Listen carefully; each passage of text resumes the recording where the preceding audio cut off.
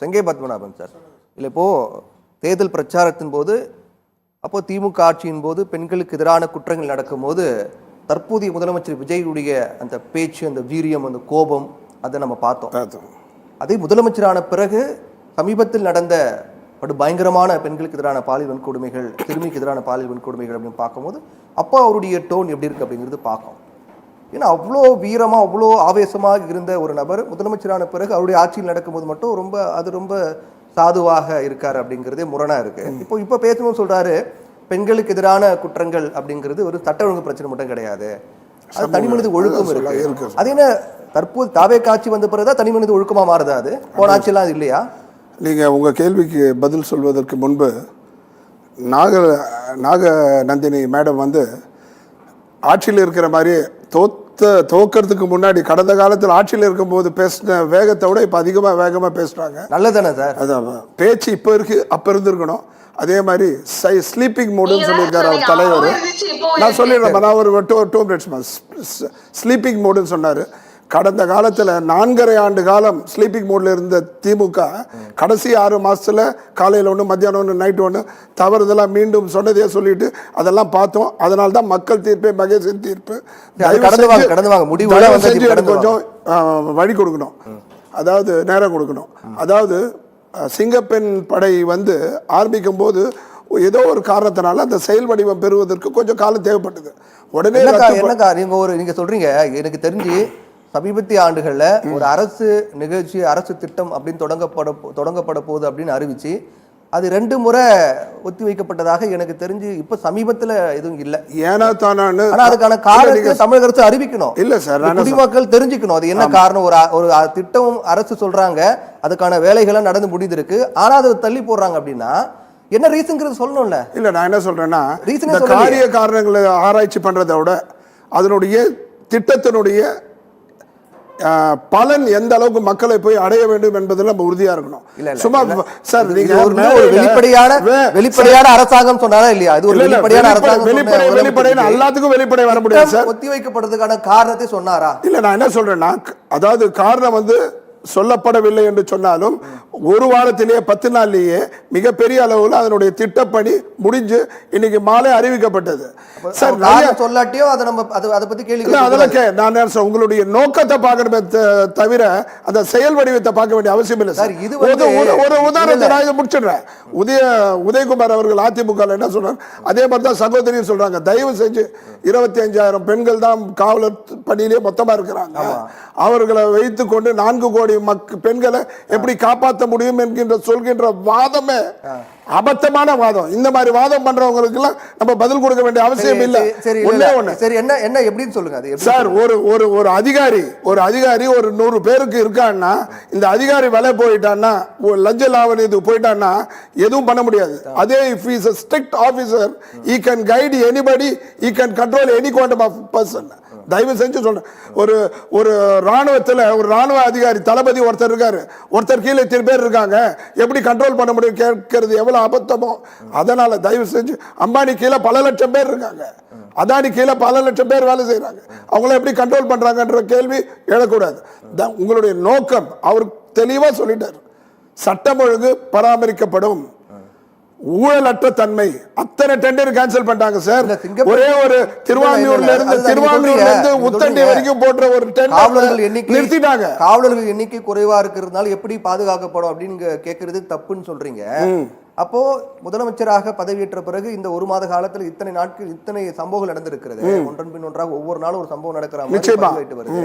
அப்ப அதுக்கு யாரு பொறுப்பேற்கிறது? அதையும் தடுக்க முடியல. அதாவது இது வந்து ஏறத்தாழ 20-30 ஆண்டு கால திராவிட ஆட்சிகள்ல இவங்க மட்டும் இல்ல, 2 பேரும் திமுக 2 பேருடைய ஆட்சியினுடைய அவலம். அவர் தான் சொல்றாரு, சட்டம் ஒழுங்கு சீர்கெட்டதுக்கு காரணம் போதை வந்து வீதிக்கு வந்துருச்சுன்னு சொல்றாங்க சார். நடு தெருக்கு வந்துருச்சு. கேட்டவங்க என்ன பண்ணுவாங்க, உடனே அதானிக்கு போயிடுவாங்க, அம்பானிக்கு போயிடுவாங்க, உடனே குஜராத் ஏர்போர்ட்டுக்கு போயிடுவாங்க, மோடியை குற்றம் சொல்லுவாங்க. அதெல்லாம் இருந்தாலும் கூட உங்களுடைய பணியில் நீங்கள் தவறியதான். உங்களுடைய ஒரு பிரிவினுடைய தலைவரே பல கோடிக்கு டர்ன் ஓவர் பண்ணி அரெஸ்ட் ஆகி கண்டுகொள்ளாத நீங்கள் இதை பற்றி பேசுவதற்கு தகுதி எடுத்துக்கலாமா? இந்த 1 மாத காலம் நடந்த குற்ற சம்பவங்களுக்கு முந்தைய ஆட்சியாளர்கள் திமுக தான் காரணம் எடுத்துக்கலாமா? தயவு ஒரு கட்சி இல்ல, கடந்த காலத்தில் ஆண்டு ஏறத்தாழ 20 ஆண்டு கால ஆட்சியினுடைய அவலத்தினுடைய வெளிப்பாடு தான் இது. இனிமே படிப்பட சார், முதல் வாரத்தில் குற்றம் இருந்தது, இரண்டாவது வாரத்தில் குற்றம் இன்னும் இருந்தது, மூன்றாவது படியா குறைஞ்சிருக்கு, நான்காவது வாரத்தில் கொஞ்சம் குறைஞ்சிருக்கு. வெயிட் அண்ட் வாட்ச் இன்னும் 2-3 மாசத்துல மிக எங்க ஏரியாலே பெரிய மாற்றம் இருக்கு சார். இப்போ இந்த சிங்கப்பெண் சிறப்பு படை அது வந்த பிறகு முழுவதுமாக செயல்பாட்டு அவங்க களத்தில் இறங்கின பிறகு குற்றங்கள் குறையும், அது தடுக்கப்படும், இல்ல நடக்காது அப்படின்னு சொல்றீங்களா? இது ஜோசியம் பார்க்கறது இல்ல, தயவு செய்து யூ கேனாட், அதாவது அவங்களுடைய முயற்சியை நம்ம கொச்சப்படுத்திட கூடாது. தயவு செஞ்சு intention is very very important. இல்ல அதுதான் கேக்குறேன், போதை பொருள்ல மட்டும் பேசல, என்ன எதிர்பார்ப்பு நான் கேக்குறேன். ஒட்டுமொத்த ஆட்சியினுடைய மாற்றத்திற்கான சிங்கப்பெண் படை தொடங்கி வச்ச பிறகு குற்றங்கள் குறையும் அப்படின்றீங்களா? 100% குறையும். இப்ப என்னோட கேள்வி என்னன்னா, சிங்கப்பெண் படை வந்ததுக்கு பிறகு குற்றங்கள் 100% விழுக்காடு குறையும். 100% இல்ல சார், குறைந்து கொண்டே இருக்கும், குறையும். அது குறையும் நோக்கி இது வந்து சாதாரண ஒரு விஷயம் கிடையாது. பெண்களுக்கு எதிரான, குழந்தைகளுக்கு எதிரான, சிறுமிகளுக்கு எதிரான பாலியல் வன்கொடுமைங்கிறது ஏற்றுக்கொள்ள முடியாத ஒரு கொடுமையான குற்றம். அப்போ அதுல சமரசம் அடையக்கூடாது. நீங்க ஆட்சிக்கு வந்த பிறகு தொடங்கி தான் இதை குறைஞ்சிருக்கும் இல்லையா? நீங்க தான் சொல்றீங்க, நீங்க சொன்னீங்க சிங்கப்பெண் படை வந்ததுக்கு பிறகு நிச்சயமாக அது குறையுன்றீங்க. அப்ப அவர் ஆட்சிக்கு வந்து முதல் நாளே கொண்டு வந்தாருன்னா இப்ப கொஞ்சம் குறைஞ்சிருக்கும்ல. சிங்கப்பெண் யாரு காரணம்? சிங்கப்பெண் படை வந்ததனால குறையும் சொல்லல, விஜய் அவர்கள் இதையும் சேர்த்துக்கோங்க. இதற்கு காரணமாக இருந்த முதல்வர் விஜய் அவர்கள் ஆட்சி அமைந்த காரணத்தினால் இது குறையும் என்பதால் தலைப்பு. தயவு செஞ்சு முதலமைச்சரா முதல் குறையவே இல்லையே சார், முதல்வர் குறையவே இல்லையே. நான் தான் சொல்லிட்டேன் சார், கடந்த 20 ஆண்டு கால அவலத்தினுடைய நீட்சி தான் இது. அதனால அது நிச்சயமாக மிகப்பெரிய அளவிலே குறையும். அது மட்டும் இல்ல சார், ஒண்ணுன்னா சொல்லிட்டே போகலாம் சார். கவினுடைய கொலை நடந்தது, அதுக்கு 8 மாசம் ஆச்சு, நீங்க கைது பண்ணீங்களா? வந்த ஆட்சி உடனே கைது. அந்த மாதிரி எல்லாமே துரிதமா போயிட்டே இருக்கு. கவின் கொலைக்கு தாவேக போராட்டம் பண்ணாங்களா? லாக்அப் டெத்துக்கு போராட்டம் பண்ணாங்க, கவின் கொலைக்கு பண்ணாங்களா? போராட்டம் இல்ல, போராட்டம் பண்ணலையே சார். அந்த இடத்துல மாவட்ட செயலாளர் கட்சிக்காரங்க இல்ல, நீங்க லாக்அப் டெத் மரணத்துக்கு விளம்பர அரசியல மட்டும் போக முடியல இல்ல சார், விளம்பர அரசியல் மட்டும் பாக்குறீங்க. அப்ப உங்களுக்கு சேனல் எல்லாம் சப்போர்ட் கிடையாது. அப்ப லாக்அப் டெத் அஜித் குமார் மரணம் அடைந்தார்ல, இல்ல அஜித் குமார் மரணம் அடைந்தார் இல்லையா? அவர் வீட்டுக்கு போனது விளம்பரமா? யாருங்க? அஜித் குமார் மரணம் அடைந்த லாக்அப் டெத், அவர் வீட்டுக்கு தற்போதைய முதலமைச்சர் போனது விளம்பரமா? சார் நான் சொல்றது ஒரு நிகழ்ச்சிக்கு ஒருத்தர் போராடுறாங்க, இது மட்டும் இல்ல நான் என்ன அவங்க கட்சியினுடைய சார்பில் அவங்க மாவட்ட செயலாளர் போயிருக்காரு அப்படின்னு சொல்றீங்க சார். மாவட்ட செயலாளர் போயிருக்காங்க, அவங்க கட்சியின் சார்பா ஆட்கள் போயிருக்காங்க. நீங்க அதை நீங்க வந்து புறக்கணிக்க கூடாது. தாவேக தலைவராக இருந்த விஜய் போனாரா? தாவேக தலைவர் விஜய் அத்தனைக்கும் போறதுன்னு சொல்ல முடியாது சார். சில விஷயத்துல அது என்ன பாகுபாடு சார்? இல்ல அப்படி பார்த்தா கடந்த கால ஆட்சியர்கள் கூட இதுக்கு இது வரைக்கும் போலியே சிஎம் போலாமா? தப்பு பண்ணிட்டாங்க, தப்புதான். போனாரா? அது தப்புதான். இது தப்பா? நான் என்ன சொல்றேன், அவருடைய நீங்க மீண்டும் சொல்றேன் சார், ஒரு நபருடைய சிந்தனையும் அவர் நோக்கத்தை நீங்க பார்க்கணும், கலங்க கற்பிக்காதீங்க. மிகப்பெரிய மக்கள் மனசுல நீங்க 1008 பேசினாலும் சார், மக்கள் தெளிவா இருக்காங்க சார். அவருடைய செயல்பாடு மக்களுக்கு தெளிவா இருக்காங்க, மக்கள் உணர்றாங்க. எதிர்காலத்தில் மிகப்பெரிய அளவுல அவங்களுக்கு மாற்றம் வரும், தனக்கு சாதகமாக இந்த ஆட்சி அமையும் என்பதை உறுதியாக இருக்கின்ற காரணம் முதலமைச்சராக. சரி, ஓகே, நம்ம பேச அடுத்து பத்மநாபன் சார். இப்போ இந்த மாற்றம் அப்படிங்கிறது அப்போது பல ஆண்டுகளுக்கு முன்பிருந்தே கொஞ்சமாக சில விஷயங்கள்லாம் மாற்றிக்கொண்டே வராங்க அப்படின்னு. எந்த விதமான மாற்றம்? பாசிட்டிவா நெகட்டிவா? கொடுமையாக இருக்கட்டும், பிரச்சனையாக இருக்கட்டும், இதுக்கெல்லாம் திமுக ஆட்சியில் கடுமையான நடவடிக்கை எடுக்கப்பட்ட சட்டங்கள்லாம் கொண்டு வரப்பட்டு மாற்றி இருக்காங்க அப்படின்ற சார். கடுமையான நடவடிக்கை இல்ல சார், எடுக்காதனால தான் இந்த தோல்விக்கு காரணமே. தயவு செஞ்சு புரிஞ்சுக்கோங்க. இப்போ கனிமொழி அவர்கள் சொல்றாங்க 111 கேஸ், 110 இல்ல 22 நாள்ல 23 நாள்ல 111 வழக்கு இருக்குன்றாங்க. 8 கோடி மக்கள் பல முறை நான் பதிவு செய்த, இப்பயும் பதிவு செய்யறேன்.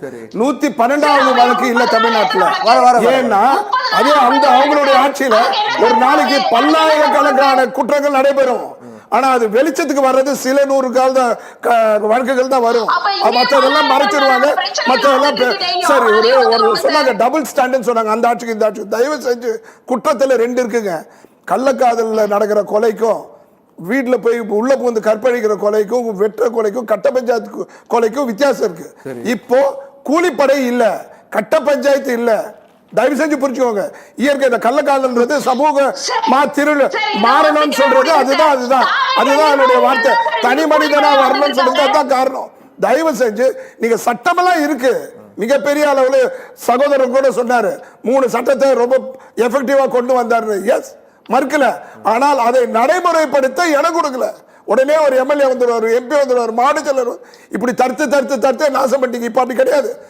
காங்கிரஸ் சகோதரர் சொன்னாரு, தாவேகா மேல ஒரு குற்றம்னு வந்தா உடனடியாக அவங்க தூக்கி எறியப்படுகிறார்கள். இங்க வாக்கு வந்து அந்த தொண்டரை பார்த்தோ அவங்க எம்எல்ஏ பார்த்தோ இல்ல, 234 தொகுதியில அந்த விஜய் என்ற ஒற்றை முகத்தை பார்த்தது. அதெல்லாம் எதுக்கு சார்? கரூர் மாவட்டத்தில் 38 மாவட்டம் இருக்கு, அதுல கரூர்ல மட்டும்தான் அந்த அசம்பாவிதம் நடந்தது, 41 பேர் உடைய மரணம். அதே போல பாருங்க 35 மாவட்டம் 35 அமைச்சர்கள் இருக்காங்க சார். சொல்றேன், please allow me to wait for 1 minute. இப்ப இந்த 35 மாவட்ட மந்திரியில ஒரு மந்திரி மட்டும் பாருங்க, அதுவும் அதே கரூர் பாலாஜி மாதிரி அது வருது மின்சாரத்துறையில. இதை ஃபியூஸ் கேரியர் பிடிக்கி திருடுறான் சார். மீண்டும் பவர் கட் ஆகுது. சிசிடிவி கவரேஜ் முடிச்சு சொல்றீங்க, என்னங்க வீடியோ வெளியிட்டார சொல்றீங்க? வெளியிட சொல்றேன். 10 வீடியோ கவரேஜ் இல்லாத இடத்துலயும் அது நடக்கிறதுக்கு வாய்ப்பு. நான் என்ன சொல்றேன், வாய்ப்புகளா சொல்லக்கூடாது சார். வீடியோ வெளியிட்டாரு, ஒரு இடத்துல புடுங்குற பீஸ் இல்ல மந்திரி சொல்லிருக்காரு, இதை போன்ற பல இடத்துல நடக்குவதற்கு வாய்ப்புகள் உண்டுன்னு சொல்லுங்க. தவறு இல்ல.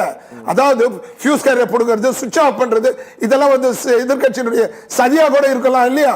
சதியா இருக்குல்ல, அது ஒரு துறை மட்டும் பாருங்க. அந்த மாதிரி நீங்க என்ன சொல்றேன்னா, தயவு செய்து ஒரு ஆட்சியை நீங்க ஒரு முடிவு பண்ணீங்கன்னா எது நடந்தாலும் அதுக்கு திமுக தான் காரணம் அப்படின்னா எப்படி மக்கள் வாழ? எது நடந்தாலும் இல்ல சார், நடவடிக்கை எடுக்கணும். ஒரு செயல் நடக்குது சார், அந்த செயலுடைய யார் புடுங்குறாங்க இல்ல, நான் சொல்றேன், ஒரு செயல் நம்ம செய்யறோம், அந்த செயல்னால யாருக்கு ஆதாயம், அது ரொம்ப முக்கியம். ஒருத்தர் இவரு செய்யற செயலுக்கு அவருக்கு ஆதாயம் என்ன, அவர் ஏன் செய்ய போறாரு? அவருக்கு ஆதாயம் இருந்தா தான் அந்த பணியை செய்ய போறாரு. அதாவது இதெல்லாம் பார்க்கும்போது பதறீங்களே சார். கூட்டணியை வச்சு நாங்க தான் அனுப்பிச்சோம், நீங்க தான் ஆட்சி அமைச்சீங்க. ஒரு நாள் கூட்டணியை வந்து நாங்க தான் அனுப்பிச்சு வச்சோன்றீங்க, ஒரு நாளைக்கு அவங்கள துரோகின்றீங்க, ஒரு நாள் காங்கிரஸ் விமர்சனம் பண்றீங்க. இது வரைக்கும் என்ன சொன்னீங்க? மத்த 4 கட்சியும் நீங்க விமர்சனம் பண்ணல, ஏன்னா அவங்க சொல்லிட்டு போனாங்க, காங்கிரஸ் மட்டும் சொல்லாம போச்சுட்டீங்க. சிதம்பரம் அவர்கள் நேற்று போட்டு அதை உடைச்சிட்டாரு. என்ன உடைச்சிருக்காரு?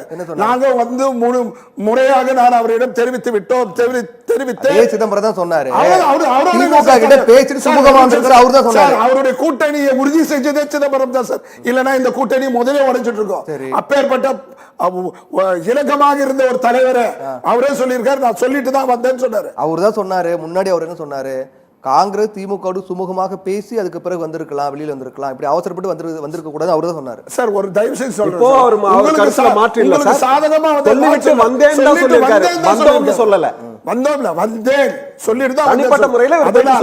தயவு செஞ்சு நீங்க வந்து காங்கிரஸ் விமர்சனம் பண்றதுக்கு ஒரே காரணம், நீங்க பிஜேபியோட கூட்டணி வச்சுட்டீங்க.